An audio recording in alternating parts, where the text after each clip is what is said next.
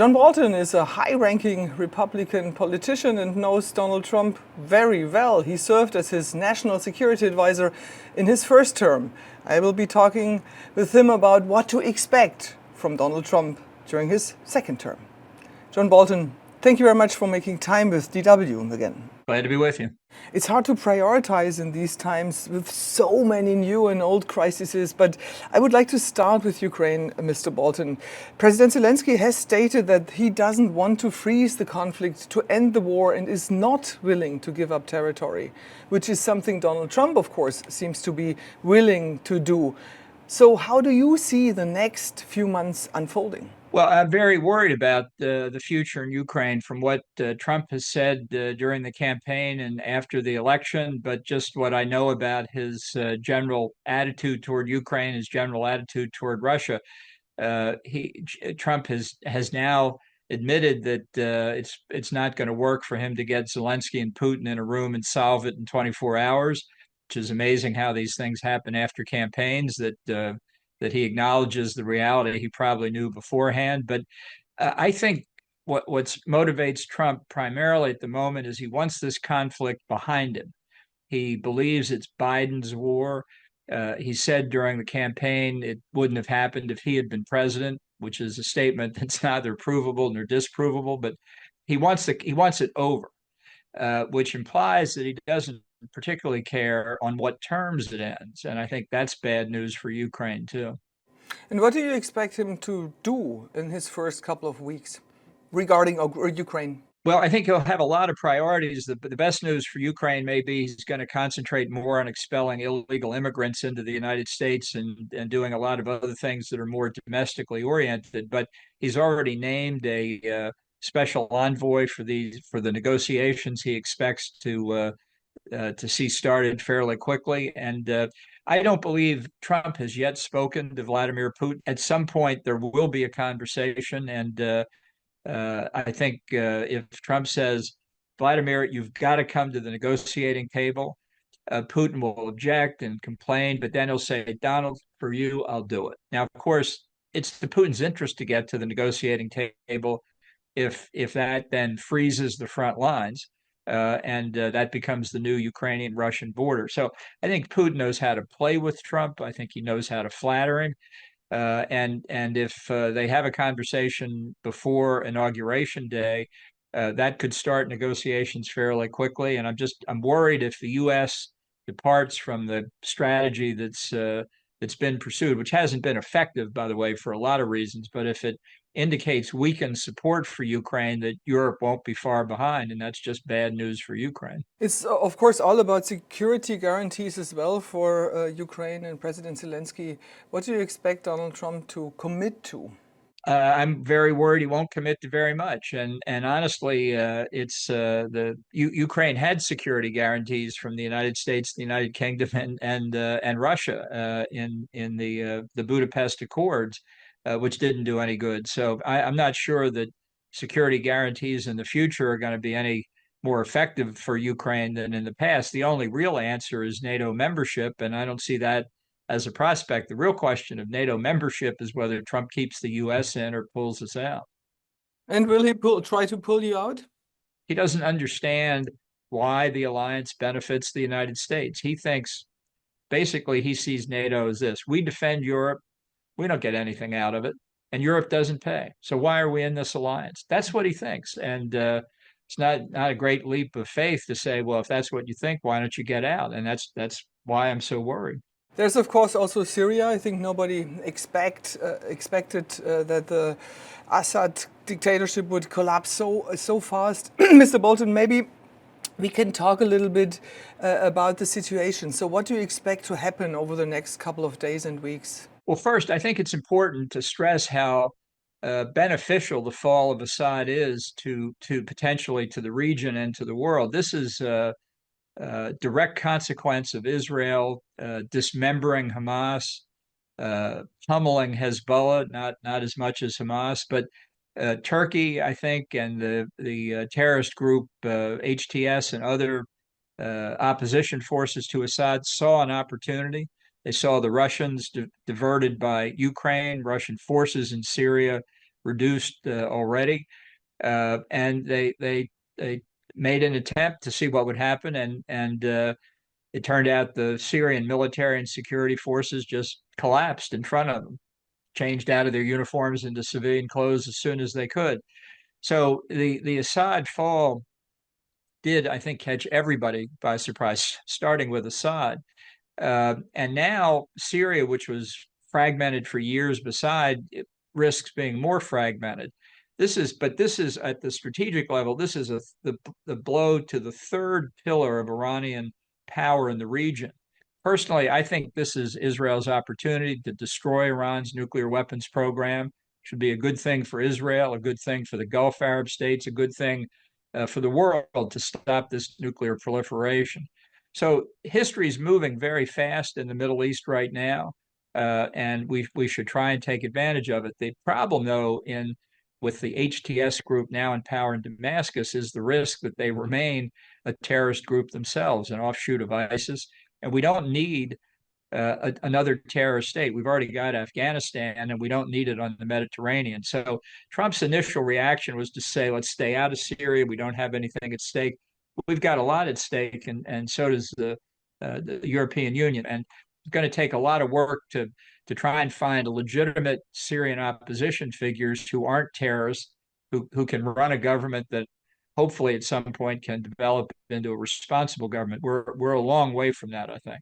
And this time is dangerous, isn't it? I mean, we have seen that in other areas. If there is a void of power, we don't really know what happens. What will happen maybe in Iran? Maybe you can talk a little bit more about that. Do you think Iran will fall? Well, I think it's not going to happen tomorrow, but it's events are moving in that direction for a couple of reasons. The people who are in very difficult economic shape at this point should be saying to each other, you know, the Ayatollahs have spent tens of billions of dollars building up these terrorist proxies. And by the way, they've spent tens of billions on the nuclear program too. What does this do for us? I mean, this has brought us nothing but pain and suffering. So I think the regime is as fragmented, is in danger as much as it's been since 1979. The regime is very unpopular among the people. Authoritarian regimes can look very, very powerful on the outside, but they're rotten inside and can come down quickly. How do you think that Iraq and Afghanistan might react? Well, Afghanistan, since the U.S. and NATO withdrawal, has become a home for foreign terrorist fighters. We've seen them carry out the ISIS-K in particular, carry out terrorist operations in Iran, in Moscow. That's not Western Europe yet or the United States, but they can do these attacks at a distance. I think Afghanistan's a very dangerous place. I think Iraq, you know, it's been a question for 20 years whether Iraq can be maintained as a unitary state. There's a better chance for that if the Ayatollah regime in Tehran collapses. But we're in a period where there could be spreading chaos in the region. To me, the absolute prerequisite for long-term peace and security in the Middle East is removal of the Ayatollahs in Tehran, removal of the Islamic Revolution in 1979. There will still be other threats, but until that goes, there's no basis for long-term stability. So I hear an overall optimistic John Bolton. Well, that would be news. But look, I just think when history moves as fast as it is, you need to take advantage of it. The Biden administration is locked in place. Nothing significant will happen in the next 30 days. Maybe you get a ceasefire with Hamas. Hamas is on its back at this point. So, of course, they want a ceasefire now. The real question is, what does Israel do with or without U.S. participation against Iran's nuclear program? That is the key threat worldwide.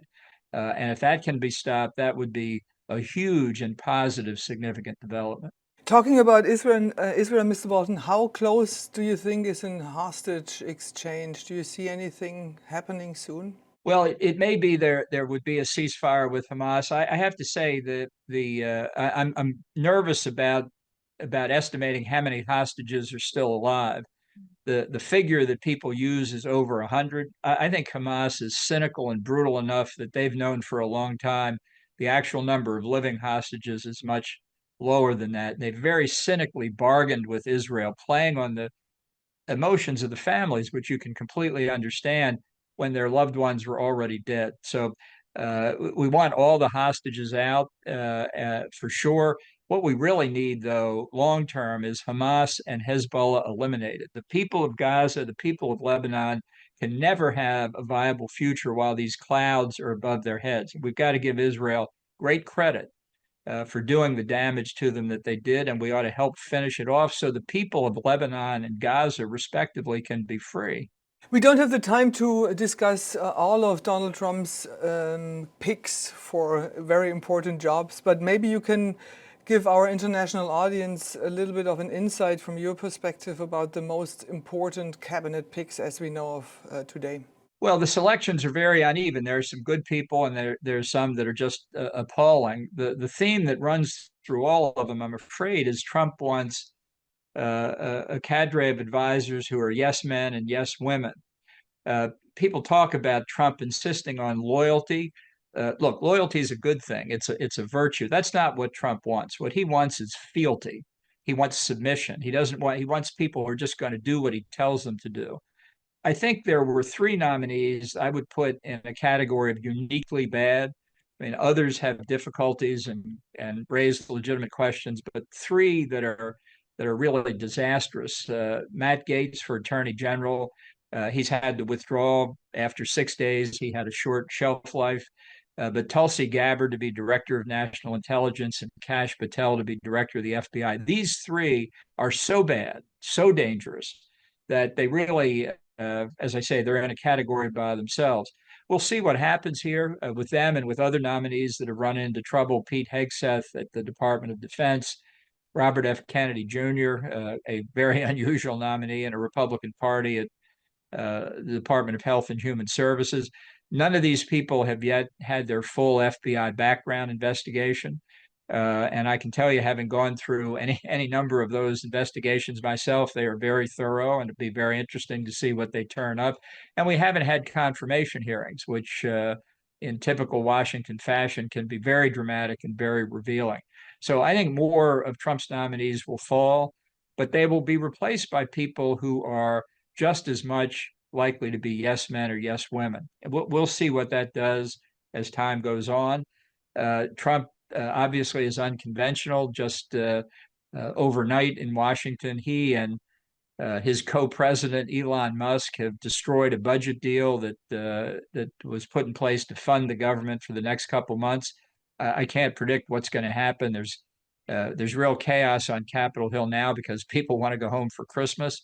But I think this is emblematic of the kind of Trump government you'll have in the second term. Like in the first term, it will be chaotic on a continuous basis. How will your fellow Republican Party members react to that? Will they stick with Trump? Well, a lot will, but I think Trump is an aberration. I think when he leaves the political scene, I think the party will snap back. He's able to intimidate a lot of people. But remember, he's a new president now, and there's always a kind of rapture that new presidents have. Everything looks possible, no obstacles in sight. What could go wrong? Remember also, though, he's a lame duck president the day he's sworn in. Constitutionally, he can't run for another term. And at some point, the realization that he's not really a new president, he's a lame duck president, will begin to take hold. That's when things will start to change. You just said that Joe Biden has 30 days left or so in office. What will be Joe Biden's legacy?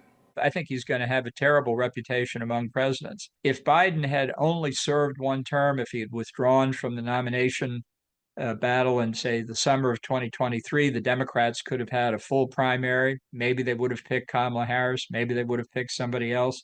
But by staying in until he was forced out because of his famous debate performance, I think he doomed the Democratic Party to defeat and frankly helped doom the Republican Party to renominating Donald Trump, because in Trump's mind and many people's minds, Biden stole the election in 2020 and they wanted Trump to defeat him. So he will not have, I think Biden will not be remembered favorably by history, and what's tragic about it is he did it to himself. Last question, Mr. Bolton. The United States is very important for Europe, of course, and also for Germany. How should Germany and Europe prepare for the second Trump term? Well, good luck is all I can say. The model for foreign leaders, if they choose to follow it, uh, in terms of how to deal with Trump successfully. In the first term, I think was Shinzo Abe of Japan. He had a very clear view. He was a great man, in my view. He had a very clear view of Japan's national interest, very worried about China, very worried about North Korea. He talked to Trump about it constantly. He met with him, he visited with him, he talked to him on the phone, um, not lecturing him, not demanding things, just talking about his view and trying to persuade Trump to do it. He played golf with Trump, and by and large, I think Abe not only did well by his country, but he helped those of us who shared his view of North Korea and Japan to move Trump in the right direction. So it imposes a great burden on foreign leaders. It takes a lot more of their time than they want to. If they don't know how to play golf, they need to learn how to do that. But that's the way to do it. Flatter the man. I mean, it's galling to have to say it. Play to his ego. That's all that matters to him. Thank you very much, Mr. Bolton, and I wish you a happy holiday season. Thank you. Happy holidays to you too. Bye bye. Bye bye.